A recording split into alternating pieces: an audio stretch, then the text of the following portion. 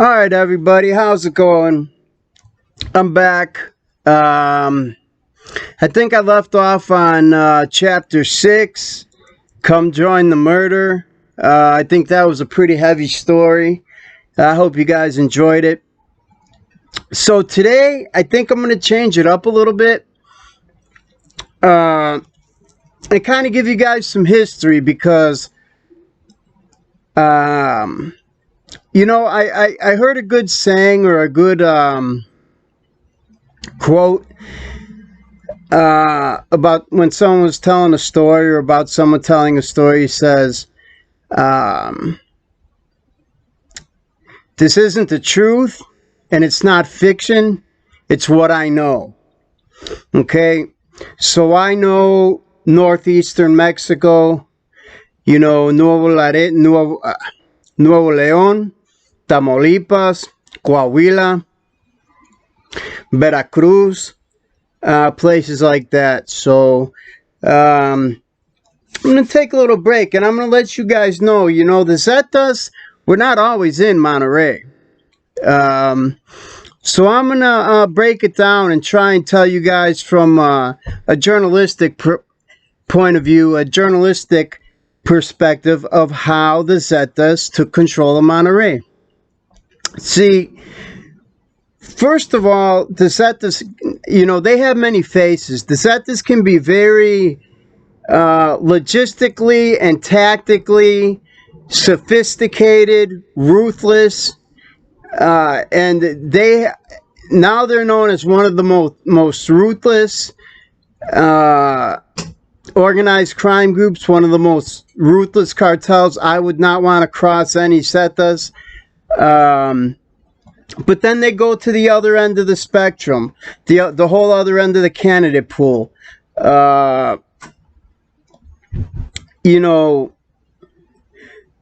Just coordinating multi-caravan ambushes and sending young kids, arming them with assault rifles, hoping they'll get lucky and, maybe kill a few cops or kill a few Marines or whatever. Sending these kids, young teenagers, just a bunch of hooligans, really, just a bunch of street gangbangers, give them a bunch of assault rifles and send them to launch a crazy assault on a police station or some other hardened target. So, the Zetas have street level gangbangers on one end, and they have special forces, snipers, and commandos on the other end. So, on one operation, they could be using sophisticated communications equipment, jamming technology, shit like that. They have their own cell towers. So, they have their own communications logistics. But in the same operation, they could also be using a bunch of kids with fucking machetes in the same operation. So, in Nuevo León, in Monterrey, they had a political platform that consisted of shaking down and extorting an entire political class. But then when it comes to margin, the margins and the profits and what to do with the money and the profits, they had lawyers, licenciados, contadores, accountants in English, lawyers or abogados. But, they purchased the licenciados and the lawyers purchased shell companies, to invest the money in, to launder the money. They invest the money in the U.S. Just like it was big in the news, that whole thoroughbred racehorse buying scam that was going on in Dallas. But at the same time, they have an uncanny ability to destroy its own revenue streams, its own sources of income. Los Zetas are more of an organism than an organization, a parasitic organism. I mean, different people see different things when looking at the Zetas. What I see is I see psychopathic, bloodthirsty, terroristic people that prey on the local populace through fear. Um, and they have no compunction about grabbing someone off the street and just hacking them into pieces and taking videos of it, you know, cutting people's hearts out on video, decapitating people. And if they hang you and throw you over an overpass and you're hanging over, you know, an overpass over a highway with a narcomanta, which is like a big sign, you know, it's propaganda, and it's very misleading. It could say, you know, atentamente el Chapo, which means, from, you know, it's a message from El Chapo, but it could be a message from El Chapo's enemies trying to start some shit or trying to blame those bodies on someone else, or it's a game of politics and cat and mouse. But if you find yourself as one of those bodies hanging from an overpass, that was a gift. They gave you a gift. You died quickly and relatively painlessly.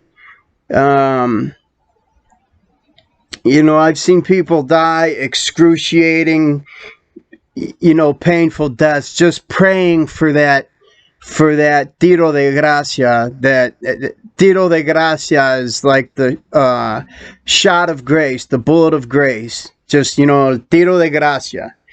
A lot of people don't get that. But let's take, for example, what happened in August 2011.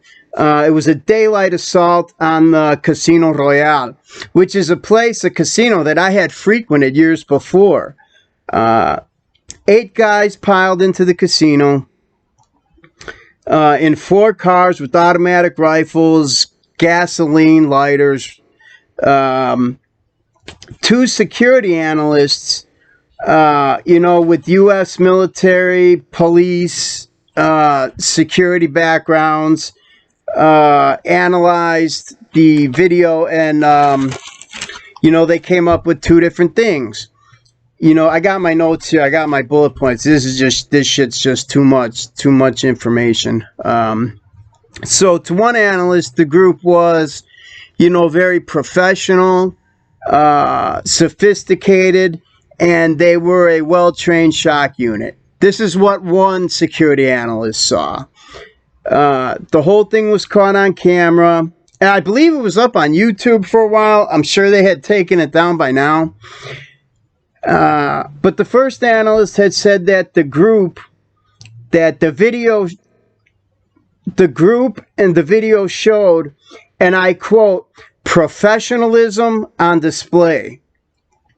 The first vehicle was the screen gun vehicle, which shielded the commander in his little Mini Cooper.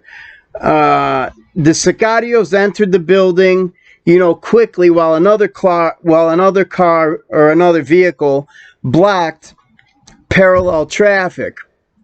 Then the gun truck sealed off the getaway or the driveway. Okay, that's what the first analyst saw. Now remember, these guys are military trained. They have backgrounds in this. This is what they do. Now the second guy, very experienced security analyst, said these arsonists, these sicarios, they were amateurs, and they were barely able, you know, to restrain themselves. And it looked like they were high on some kind of drugs, cocaine, amphetamines, whatever. You know, so 2 people saw 2 distinctly different things. They analyzed it 2 completely different ways. Now, Mexican intelligence officer, what the hell was his name? Alejandro Hope said, you know, they let themselves be filmed. They left fingerprints all over the place, and they were caught by the Nuevo Leon police. How friggin' sophisticated could you possibly be if you let yourself get captured by the Nuevo Leon police? I mean, and the Nuevo Leon police are on the payroll of someone. So what it seems like to me is these guys were set up as fall guys. They were set up to take the fall. And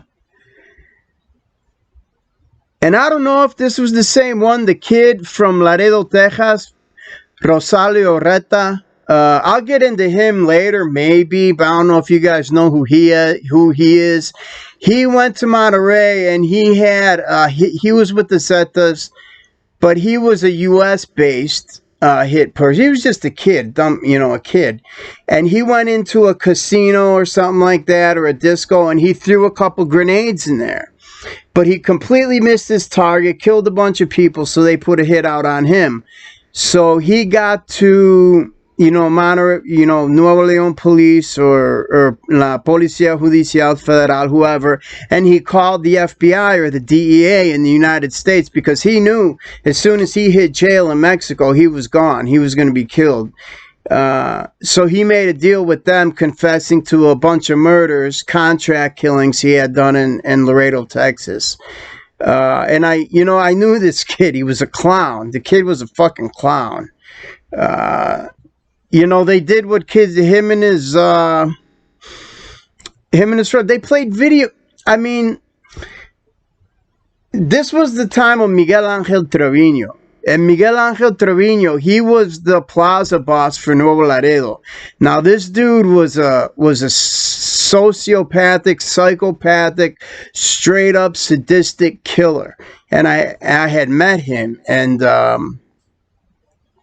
but they worked for Miguel Angel Trevino, and they had everything they wanted: houses, money, cars, and they sat around playing video games, playing Sega or PlayStation 2, maybe Super Nintendo, whatever it was at that time. But anyways, seems like these guys were set up to be the fall guys that did the Casino Royale. But amateurs or not, they left 52 dead bodies in their wake. Mostly middle-aged women who happened to be, just trapped in the flames, or maybe trampled or whatever. But, the flames that engulfed the building, they were dead, killed, in a matter of minutes. But the scandal that followed about criminal control of the casinos would catch up with the mayor of Monterrey in their investigation. And the mayor's brother, to catch up in, it was about criminal control. It was an investigation about criminal control of the casinos that caught the mayor of Monterrey in the net. And the mayor's brother was caught on videotape taking a large payment. Now whatever that sum of money was for, it was from a casino. And what I'd have to guess was an extortion payment. Now, how and why the Zetas, this is important here. How and why the Zetas settled in Monterrey goes a long way to explaining who they are and how they operate. The Zetas were not always free to do whatever psychopathic, sick shit they wanted to do. They weren't free to do what they pleased. They were part of a larger group, of a larger structure, if you will, of a couple different enforcer groups, but they were all beholden to their boss, Osiel Cárdenas, and they called him Mata Amigos, and his brother Tony Tormenta, who were the bosses of the Gulf Cartel. All these enforcer groups were beholden to the Gulf Cartel and to Osiel Cárdenas and to his brother. And when I was there, Osiel Cárdenas was still free. He had not yet been detained. He had not yet been extradited.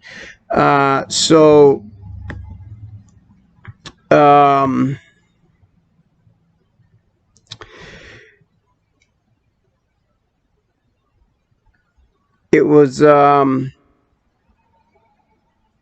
now, you know, when I talk about Monterrey, when I'm speaking about Monterrey, or you know, it's not just the city of Monterrey. This includes the municipalities of Apodaca, Escobedo, Guadalupe, Juarez, Monterrey, Monterrey proper, San Nicolas de los Garza. That's where Karina and Inez lived. I like, man, them girls are some hotties, boy. Woo! Oh, Inez, if you, oh, shoo. But anyways, Escobedo, Guadalupe, Juarez, Monterrey, San Nicolás de los Garza, San Pedro, San Pedro Garza Garcia, Santa Catarina, and Santiago. Oh, and Guadalupe. That was where my first girlfriend was from. The girl I fell in love with, Lisette. The whole reason I was there. Another hottie, Lisette. Oh, I'm sorry whatever happened, Lisette, but I wish it would have went a different way, but it didn't. Anyways, the outskirts of the city, these are all, the first leader of the Gulf Cartel, Juan Garcia Abrego, was captured on the outskirts of the city, but his successor, Ociel Cárdenas, El Mata Amigos, he wasn't that interested in Monterrey. He kept his distance. By most accounts, the Zetas did too. They kept their distance from Monterrey as well. You know, with the country's wealthiest county per capita, San Pedro is appealing for a lot of the same reasons as the rest of metropolitan Monterrey. It's close to the United States. Mexican and U.S. companies like Caterpillar, Callaway Golf, all have manufacturing plants there. Like I said like I was talking about in one of the stories, I went to work in a Johnson and Johnson research factory, building it. You know, with this architect and this engineer I worked for. But you know, that's the appeal that Monterrey has. It's one of the wealthiest places in Mexico. So, you know, a lot of American companies manufacture their products in the area. Besides that, there's two cervecerías, La Cervecería Cuauhtémoc Moctezuma, where they make Carta Blanca, and they make Cerveza Sol. They're two breweries. They have the mountains, so they dynamite the mountains, and they make Cementos Monterrey, Cemex, all these different cements and building materials. It's very industrial. And, you know, there's a lot of manufactured products in the area. And before taking them on the quick trip north to the various border crossings, the presence of these foreign companies has meant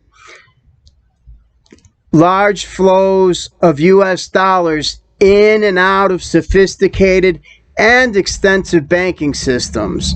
I've never seen so many different banks in my life except in Monterrey. I mean, they had banks that were affiliated with, you know, Swiss banks in the Cayman Islands, you know, but, you know, they compared Monterrey to Dallas. They had shopping malls, nice restaurants, but it was definitely not the United States. The most obvious example is San Pedro's former municipal president. What the hell was his name? Mauricio Fernandez Garza, and he openly admitted to creating a paramilitary organization to clean the area of criminals. What this municipal president did was he created a death squad to clean the streets of criminals. But Fernandez's allies, his partners in this little scheme, were the BLO, the Beltran Leyva organization, who decided to make it their home around 2008. Now, I had left there about 2 years earlier to escape all this shit going on. I left from Nuevo Laredo, but the Beltran Leyva organization decided to make it their home around 2008 to escape the fighting in other parts of the country. So at the time, Mexico's drug trafficking world, it was going through a deep, deep transformation. Groups were splintering, leaders would get arrested, plaza bosses would get arrested, someone else would want the plaza, they'd be fighting over it, so groups would be splintering and realigning in really unpredictable ways, following the arrest of these leaders. So I think it was Alfredo Beltran had split, or the BLO had split, the Beltran Leyva organization had split with its longtime partners. They were partners forever with the Sinaloa cartel, but they had split up. So the fighting between the two groups left their headquarters in Culiacan and Morelos in shambles. I mean, the shit looked like Beirut. And San Pedro and Monterrey was like a safe haven. And the Beltran Leyva organization, however, took this arrangement to the next level, using San Pedro as a place of respite and rest and business. They co-opted politicians and businessmen. They created high-level, complex extortion schemes, one of which involved a life insurance scam. And they also brought in their new partner, the Zetas. Now, you take the plaza, you win the war. And the Zetas were going through their own transformation at the time. They had been growing steadily since their formation in the late 1990s, which is about when I had got there, about 1997, 98. And they had realized that being enforcers was a natural way to get income from other sources, which also gave them an opportunity to expand their mini army, which basically what it was. These dudes were, the original 30 Zetas were commandos from the GAFES, the Grupo Aérea de Fuerzas Especiales, or Grupo Aeromóvil de Fuerzas Especiales. Air Mobile Special Forces Group. But these dudes were the baddest of the bad, trained by SEALs, trained by Guerrillas, trained by Army Rangers and Delta Force, trained by Marine Recon, trained by, these dudes were the baddest of the bad. But anyways, this gave them the opportunity to expand their mini army. The money came mostly from taking a cut of the extortion or the quota system that the Gulf Cartel imposed in its area of influence. Now, Mexico's organized crime world operates with the logic that other trafficking groups have to pay whoever controls the plaza or that trafficking corridor or the piso. You got to pay the piso, or you got to pay the rent, to use that corridor. So, if you want to use someone's territory for your criminal activities, you got to pay the toll. You got to pay the piso. And at first, any Zeta extortion scheme required the okay of the Gulf Cartel leader, Ociel Cárdenas.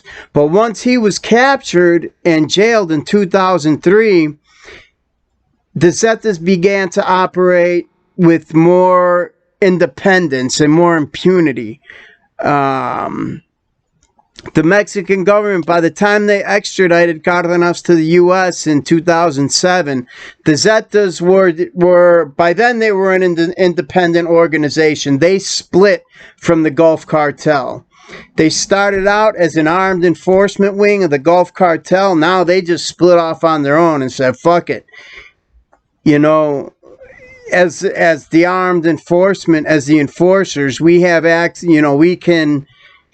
we have access to a lot more revenue streams. So what this meant in practice leads to the heart of what makes the Zetas so difficult to figure out. Their military background and prowess made them the most effective and dangerous criminal organization in Mexico.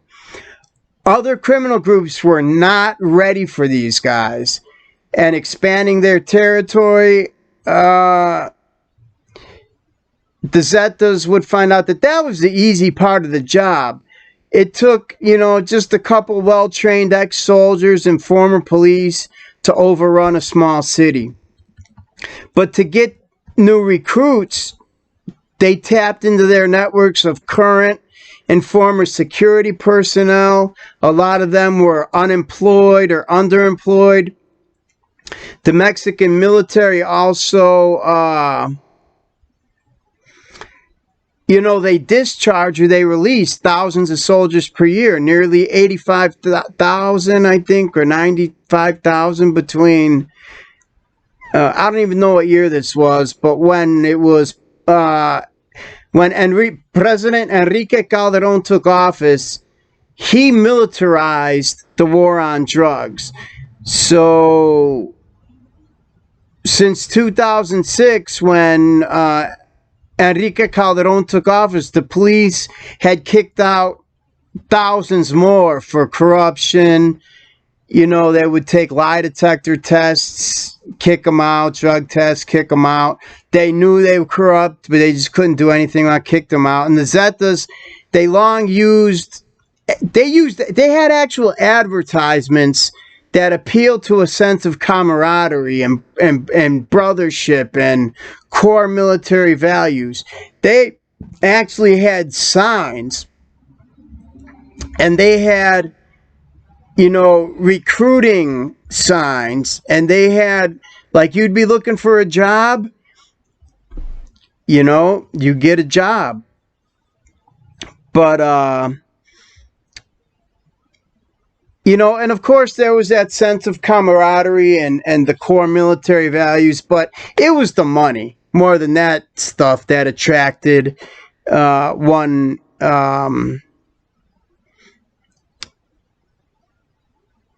I think they did an interview with one ex-soldier, but I don't know his name.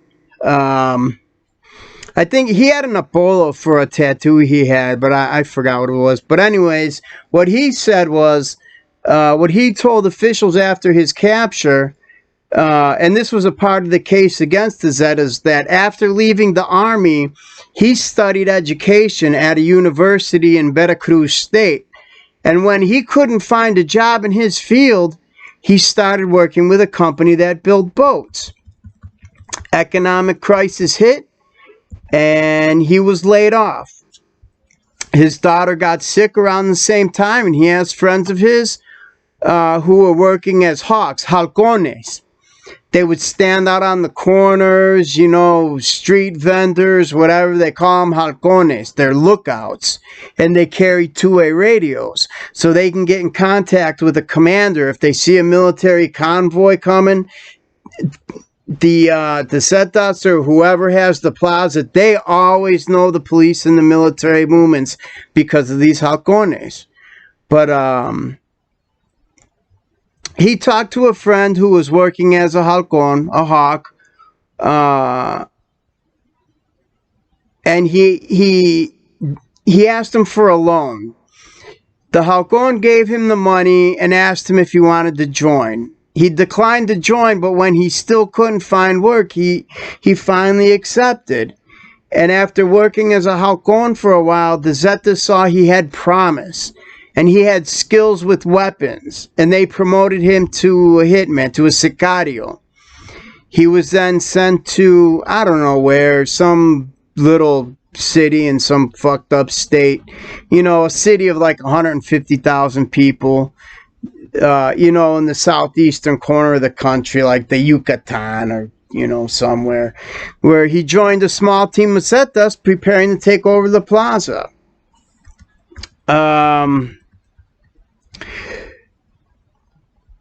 The Zetas sent, like 3 lieutenants, 5 soldiers for each lieutenant.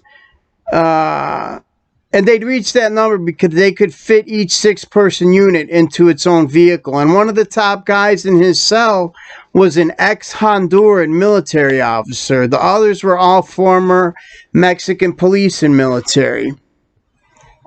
And the group started the takeover by sending out 2 men to purchase drugs.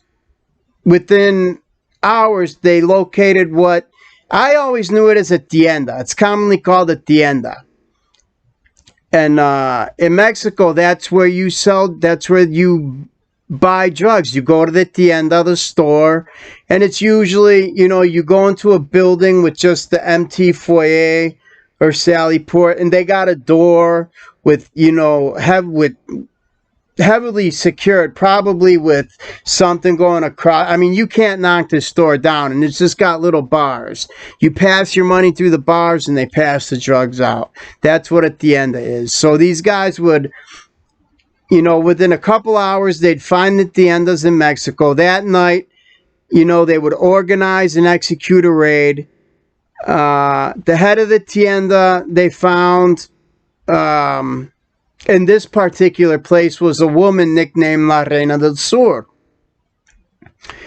And I don't know where they got that name. That's like some soap opera name. I think she made that shit up, or she just took that apodo, that nickname, because it was cool or whatever. But they tortured her. And they extracted the information about the other tiendas and the other top drug distributors. And the Zetas explained to her that they were the new bosses and that she would be paying them the piso. You either align yourself or you die, they told her. It's called alineando a la gente. If your boss gives you an order, vete pa Apodaca y alinear la gente. That means you and a crew go to Apodaca and you get the people in line. Okay? Te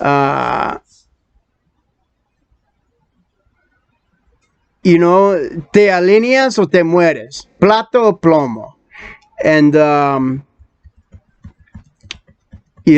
the Zetas learned that controlling this highly trained, highly efficient military cadre would itself be a challenge because they were, in a way, a victim of their own success. It was so easy to take a plaza, and they were so good at it that their own men sought the same independence that had made the group such a wild card in the underworld. They were making a push into all the local drug markets, and they just didn't... They weren't just into drugs. They got into extortion, kidnapping, piracy, contraband, prostitution, human smuggling, human trafficking. Years later, they got in on hitting the petroleum pipelines, the oil and the gasoline pipelines from Pemex, Petróleos Mexicanos. In Mexico, you can't go to Shell or BP or whatever gas station. If you're going to buy gas, you're going to Pemex and you're buying Petróleos Mexicanos, because the gasoline and the oil in Mexico is nationalized and it's state run. You don't have a choice. There's only one gas you can buy, and whatever the price is, that's what you're paying. But anyways, they got into this, stealing gas and shit, but they were making a push into these local drug markets, getting into all these other schemes, and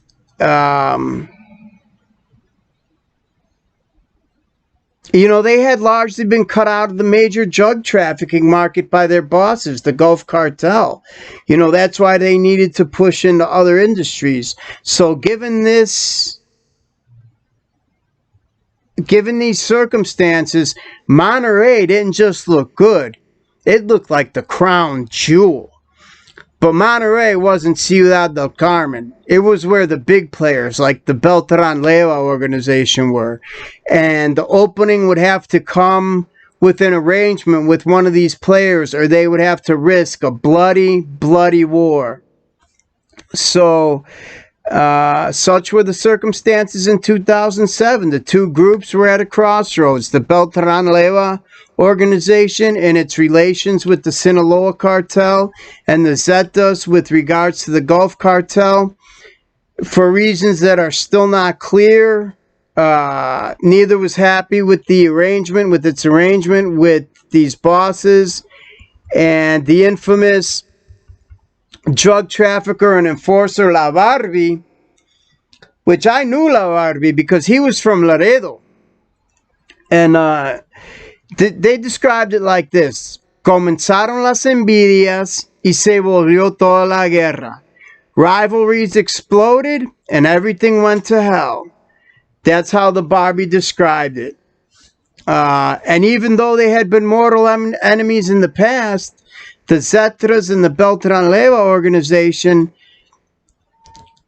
supposedly met in 2007 to talk business.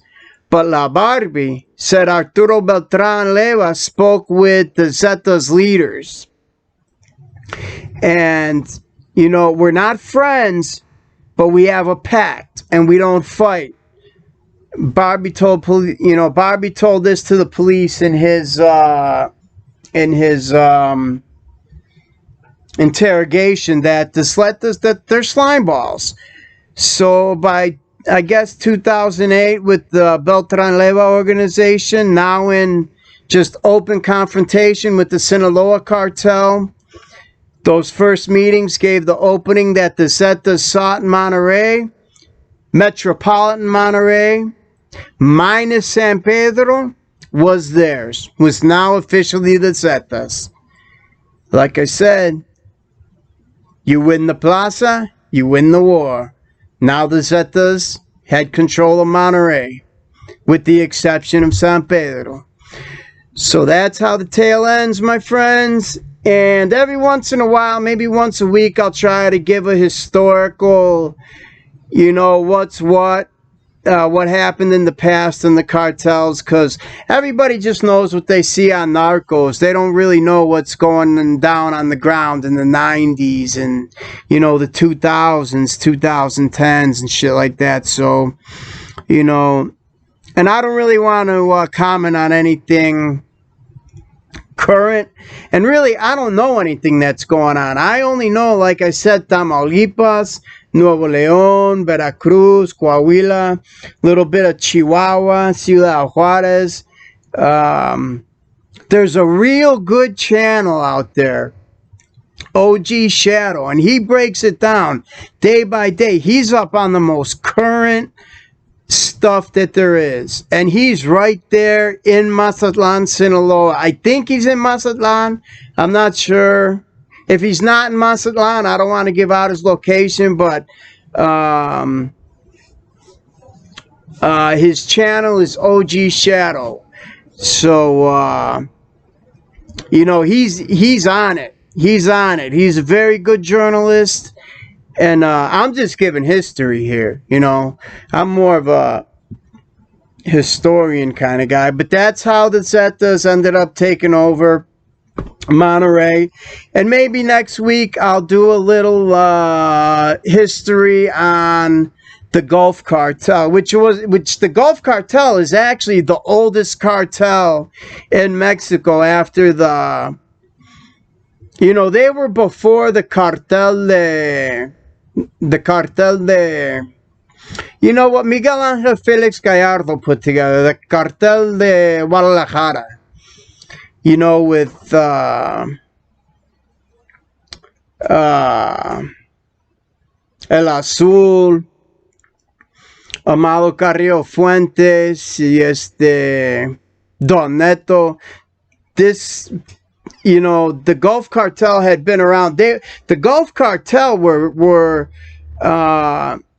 they were smuggling moonshine whiskey and illegal liquor during Prohibition, during the Volstead Act. Back in the 20s. So the Gulf Cartel was one of the most they had their heyday. So, you know, that's what I know about. But I'll try next week. I'll try and bring you another video of some Gulf Cartel history. For now, this video is getting to be 40 minutes. Like I said, I'm trying to keep them to 30 to keep your attention. So I'm out. And I'll see y'all. I'm going to put a video up, Chapter 7, of what's going on in me and Monterrey and La Campana. What's going on after I just had to exterminate that monster, that piece of dirt who didn't deserve to walk the earth. That person that the world could have really, that society could have really done without. I killed him, and that's Chapter 6. So my next video is going to be Chapter 7, what's going on after that. So I'll holler at y'all. If you like this video, hit that subscribe button, hit the like button, ring that notification bell. It would really help me out. God bless y'all out there. And, you know, we'll get through this COVID thing together. And, like I said, nothing but best wishes and prayers. And God bless everybody out there. Peace out. I'll see you next video. Later.